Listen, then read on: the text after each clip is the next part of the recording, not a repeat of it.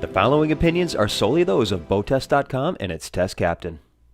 Hi, Captain Steve for BoatTest.com, and today I'm on a new boat from Regal, the 42 FXO. Now, we've seen the 42 fly, which this is very similar to, but the one big difference between that boat and this is that this one is outboard powered. I'm going to put it through a full performance evaluation and features inspection.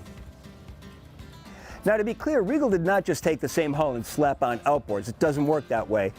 The most significant change to this hull configuration is you can see that it extends now past the transom and underneath the swim platform. That gives us more buoyancy aft and less bow rise when we come up on plane. Now let's look at the outboards themselves. XTO Offshore Series 425 horsepower ×3 and also with joystick capability. These engines brought us to a top speed of 49.3 miles per hour and produced a best economic cruise of 34.2 at 4,500 RPM. It also gave the 42 FXO sport boat-like handling. Now, I really like the way that Regal took on mounting these outboards to this platform. We still have usability to the swim platforms. In fact, there's 3-foot extensions to both sides. To the port hand side, there's a reboarding ladder, and we even have an 18-inch deep service platform going all the way across. Another notable aspect about how these are mounted, they're spaced far enough apart so that all three engines can move independently of each other when we're working on the joystick.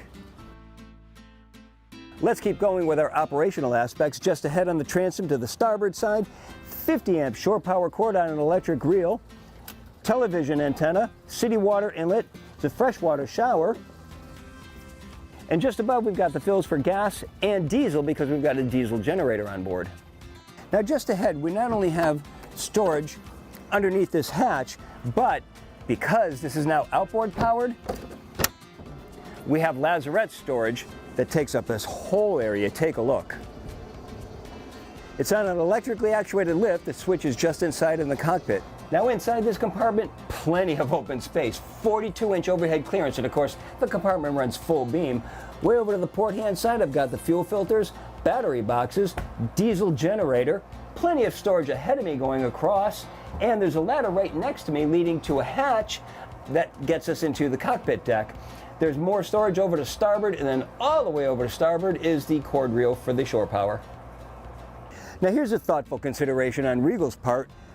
You're able to board from a dock at 3 different levels, from a floating pier right at the swim platform or from a fixed pier at high tide right here and low tide right here. Now both side decks are symmetrical on this boat. They start at 16 inches wide, 21-inch high rails, and there's 1, 2, 10-inch midship cleats. I like that there's a full-length rail on the side of the cabin house.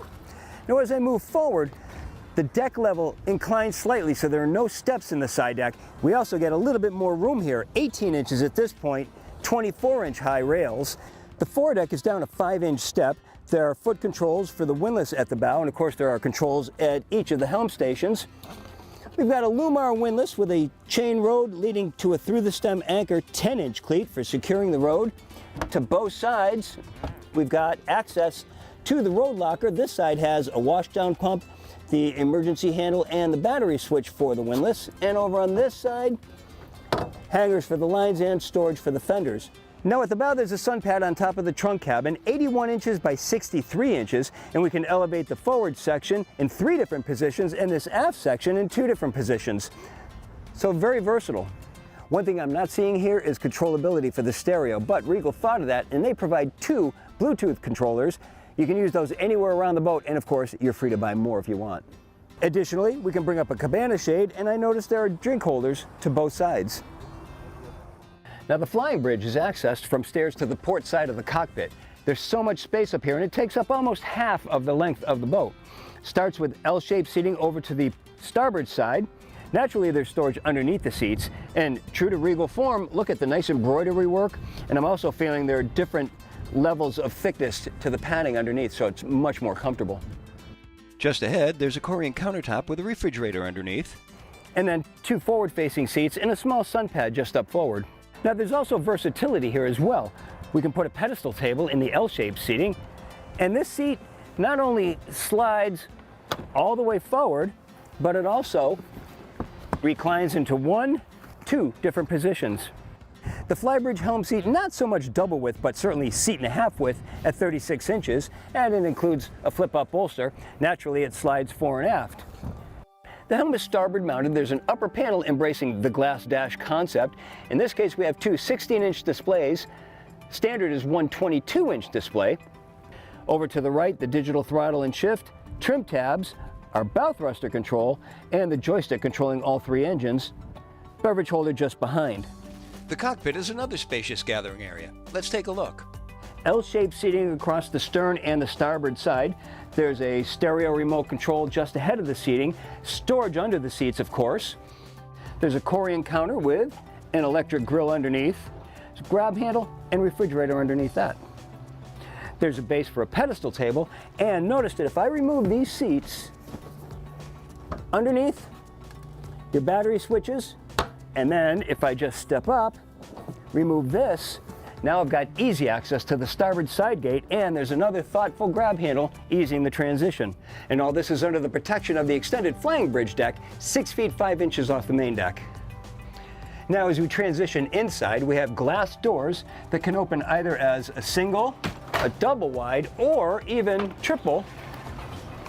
Now this gives us an opening 5 feet 11 inches, but because we have the counters, it's more like 4 feet 11 inches. And this gives us a seamless transition between the inside and the outside. And all of the windows have individual blinds. Now to the starboard side, there's a galley, and a lot of thoughtful considerations went into this. First of all, there's Corian counter, and we can remove two sections to expose not only the sink, but the double burner electric stove. There's another section that's hinged to expose the trash receptacle, but more importantly, these covers have dedicated storage right alongside, and notice how it makes a little bit of an L, so we're moved in from the main companionway. That way we can still be at the galley cooking while people are at the settee just across, and we still have a transition space alongside. Below, convection microwave oven, refrigerator, freezer, and plenty of storage all around. Now, just above, a very fast-moving 32-inch TV. Now that TV faces, of course, the settee directly across. Notice that this is on a 9-inch elevated platform. There's a large table. How large, you ask? Why, it's 55 inches by 22 inches. Solid table, and it's on a fixed pedestal. What I'm most impressed with, however, is the visibility from this salon.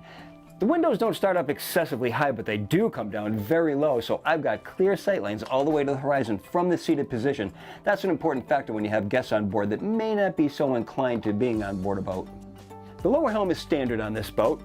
Panel consists of two 16s, one 22-inch is standard. It's a soft touch brow just above.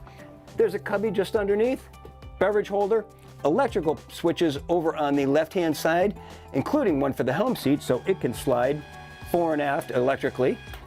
The steering wheel is mounted to a tilt base, Garmin VHF, and then the Yamaha display just below that. I'd like to see these two reversed so that the Yamaha display is a little bit higher up and more in the sight line. Just to the right, Lumar bow thruster control, and I'd like to see a larger bow thruster on this boat.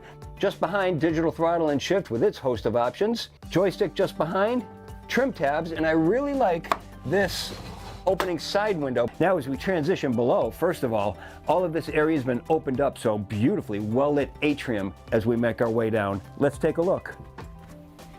Now notice the stair treads, again made in-house with non-skid. There's storage underneath each one, and if I pull them forward, this provides us easy access to the standard Seakeeper gyro. Notice that not only is there a sound deadening mat on top of the Seakeeper itself, but under the stairs. Now just over on the port hand side, a refreshment center with plenty of storage, window, sink, Corian counter, more storage below, and a refrigerator. This is great for those of us that like the late night snacks. Now all of this area can be closed off to make another head, a wet head as a matter of fact. The one head we have standard is over on the other side. We'll get to that in just a minute. First of all, let's talk about this forward stateroom. It's got an island berth accessible to both sides. 6 feet 3 inches of overhead clearance gives us 3 feet 7 inches above the berth. There are fixed windows to both sides, storage along the sides, and there are glass panels just alongside the bed that lift up to reveal even more storage. Lights are just above, and there's an opening hatch that has a blackout shade, a screen, and of course it opens for natural light. There's a hanging locker to one side, TV over on the port hand side, more storage underneath the berth, and then we've got private access to the head. Now this head includes Corian counters, large window providing natural light, mirrored cabinets just above, and there's another cabinet below, vessel sink, and nice to see that there's a separate walk-in shower. This also has a separate entrance right here so that it can serve double duty as a day head when we don't get the head option over to the port hand side. Now all of this can be closed off with pocket doors, giving us privacy, and it also gives us our private entrance to the ensuite. This being the secondary entrance. So if this has its private ensuite, is this the master or this aft cabin? How about you take a look and you tell me. Now this stateroom has a sofa in front of it, 66 inches, great comfort, 32-inch TV on the bulkhead right alongside. It's got a berth 78 inches by 78 inches, and it can be split into 2 single berths, so great versatility here. Lengthy windows to both sides, and of course they have pull-down shades. Lights to both ends of each set of windows. Headroom, right here at the entrance, it starts at, well, 4 feet 7 inches, and that leaves us over the berth where it drops down right here, 2 feet 6 inches. There's both a hanging locker and the center headboard pulls open, so there's storage in there as well. And of course, this cabin can be closed off with another privacy door. Now, right alongside the stairs, we have the ship's main electrical panels, 12 volt to one side, 120 volt to the other.